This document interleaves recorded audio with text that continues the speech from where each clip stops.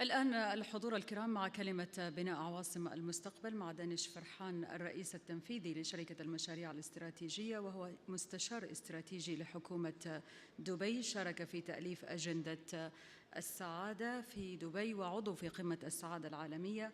هو عضو في مجلس تصميم المدن، وأمضى 15 سنة في قطاع الإعلان والإبداع والاستثمار في مشاريع للعملاء تتضمن مكتب رئاسة مجلس الوزراء في الإمارات العربية المتحدة.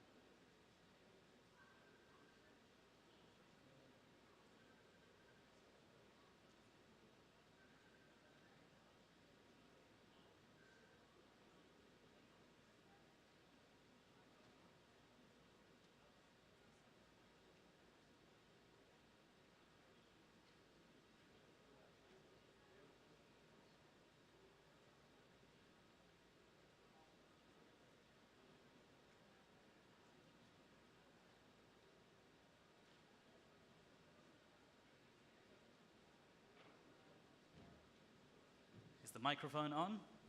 Assalamu alaikum. Do you know, I always request event organizers to please give me any slots except the one right after lunch, because it takes twice as much work to get everyone to wake up. I don't know how many of you have had coffee. I've had 3.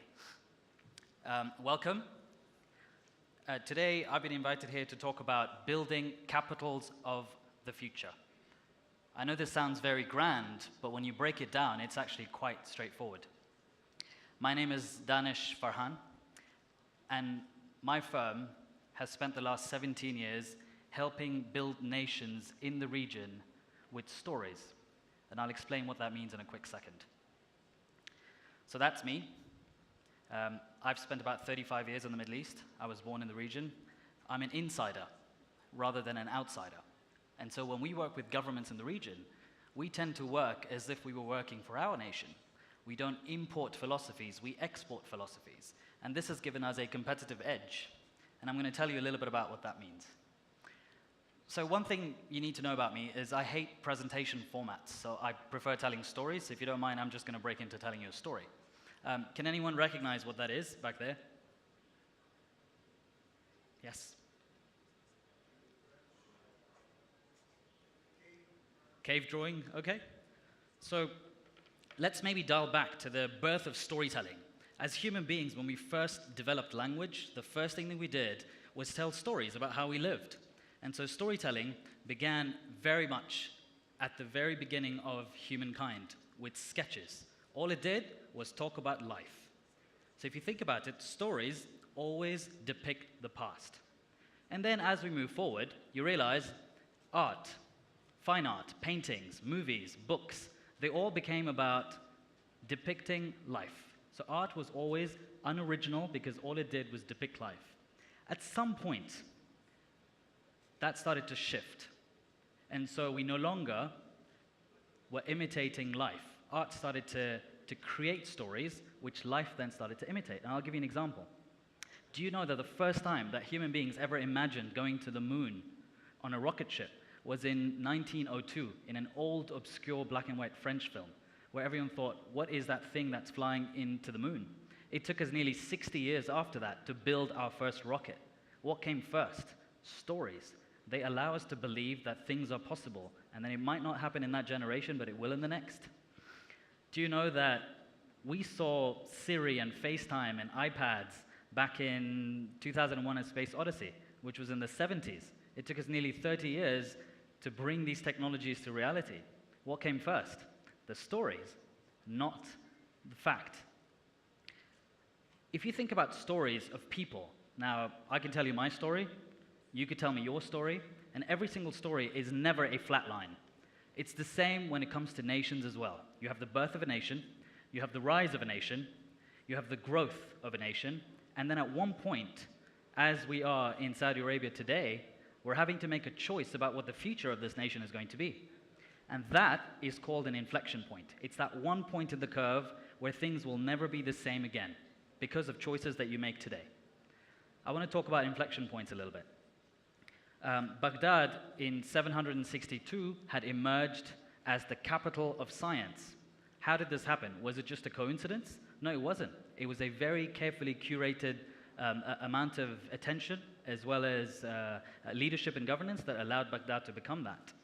Venice, during the early 1500s, became the cradle of art. That wasn't a coincidence either. If you look at 1784, the early 1800s, that was the birth of the financial sector, or finance, and that was New York. The question is, these stories everyone knows about. This is nothing new. Who are the rising capitals of the future?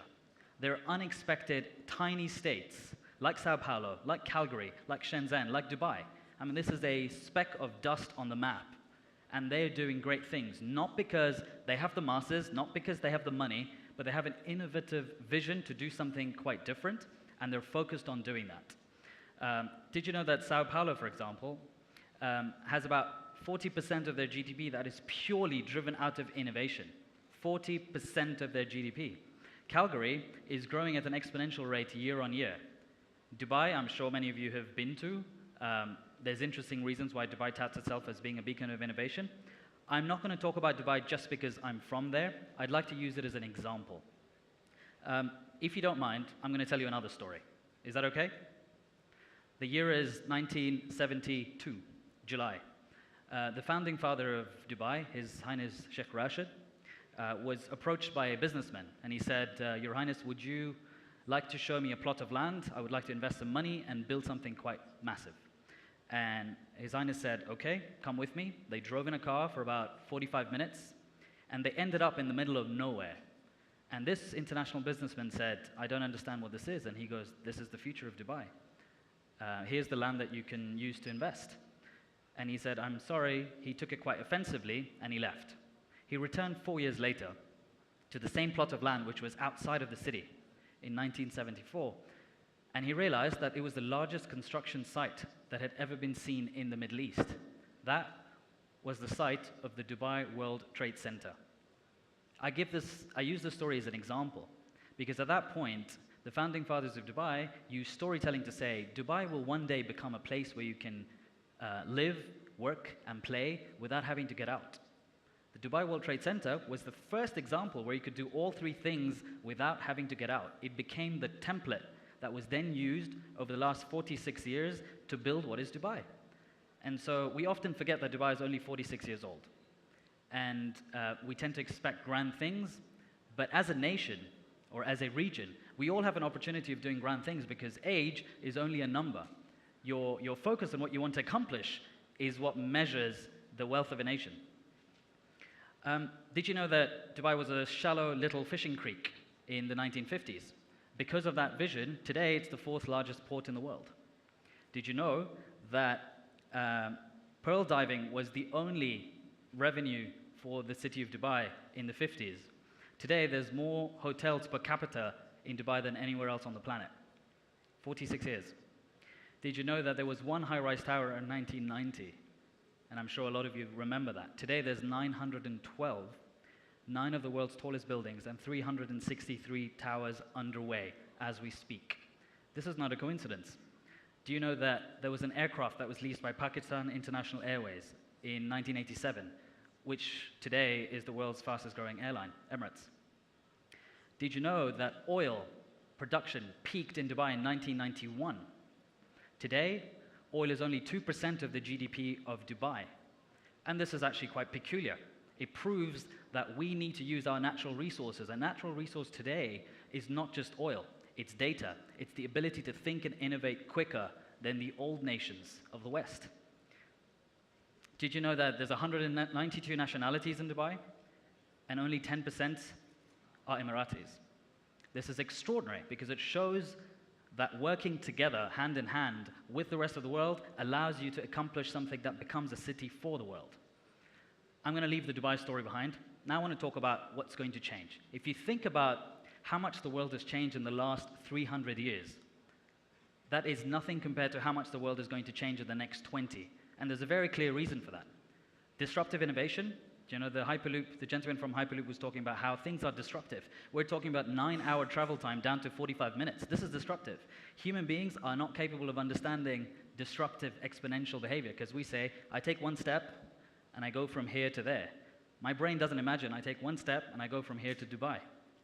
And so technology is changing at a rapid pace. Second, we know that everything that's happening on artificial intelligence is happening at the same time as IoT.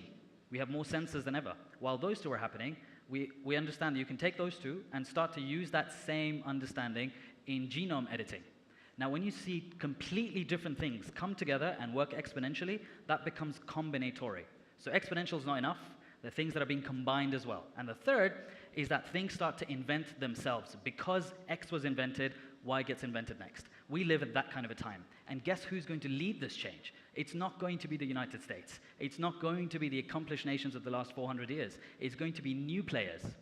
And we are sitting right in the seat of one of those new players.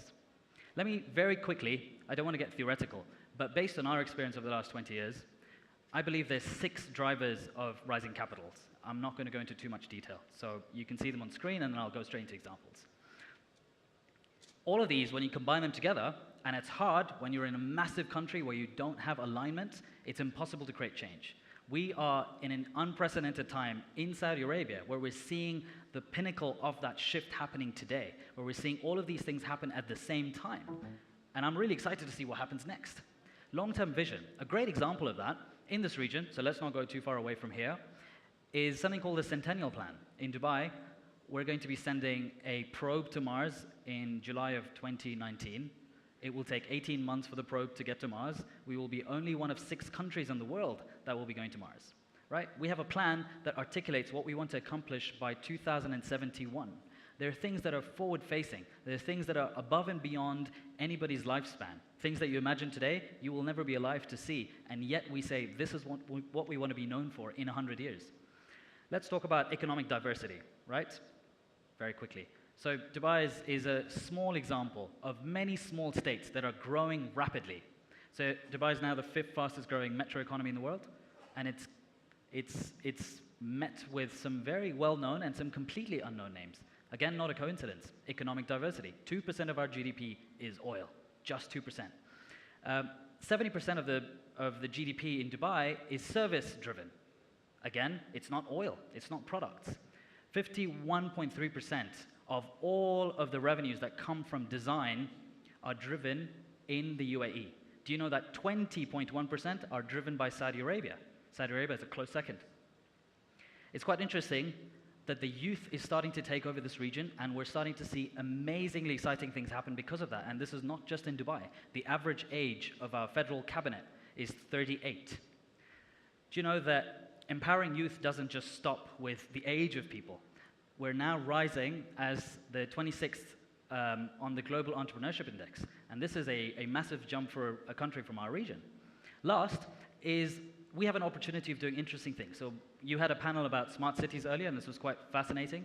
In Dubai, we decided to re-anchor smart cities around happiness. So now there is an agenda for the city to measure happiness just like you measure GDP. We have a minister of happiness whose mandate for every government department is to measure your budget, but to also predict the levels of happiness for the city. And we have a plan for it. Do you know that by 2021, the government is going to be paperless? And this is because there is a very specific mandate to say we will go on the blockchain and no longer have to submit paperwork between each other when it comes to government documentation. That alone will save you 480 million miles of travel time. Do you know how much time that you save just because you don't drive to submit a paper?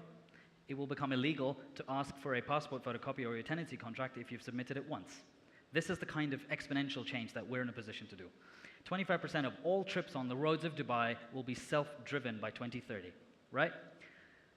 We have a Minister of Artificial Intelligence as of a couple of weeks ago. Now, these are not all fancy newsworthy articles. These are really interesting beacons of change. Maybe it's interesting at that point to bring it back to this wonderful place, Saudi Arabia. Things have started to change, and all of you are aware of it because you're still feeling the impact from those changes. The mandate of Vision 2030 is quite strong. The strides that you need to take to be able to make those things happen are quite huge. And the scale at which you're going to be doing this is far greater than anything that Dubai or the UAE has ever accomplished. You're standing at a point in your history where people are going to realize that you made a conscious decision to go this way rather than wait back and go that way. And this doesn't happen very often. You must remember that in order to innovate, you need to find a grand purpose. There needs to be a reason why you want to do this. There needs to be a reason why we inspire our children to say, we're making this change today so that your children will reap the benefits of this, because we refuse to just step back and watch things unfold. It's also important that disruptive innovation has now become a bug. It's a bit like a flu. I meet somebody who's innovating, and so I say, I'm going to innovate. I meet somebody who's disruptive, and I say, I'm going to be disruptive. Doing that for the sake of disruption is a catastrophic mistake. We're going to have to decide why we want to innovate. Saudi Arabia today is at that inflection point. The decisions of today will define tomorrow, and the decisions of tomorrow will define the impact of years to come. This is quite profound. People sitting in this room doing the kinds of things that you're doing. Omar, thank you for bringing such a diversity of people in one spot. I think this is quite inspiring for me to watch and see what the next stage will be.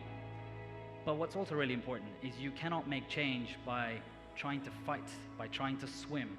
You have to figure out what your story is going to be. I have explained to you how Dubai was built on the back of a story. That story is now being regenerated by the third generation, but that story still continues to inspire and define what we do in Dubai. The right story today will define how this nation will rise tomorrow, and I'd like to end with saying, let's make it count. Thank you very much.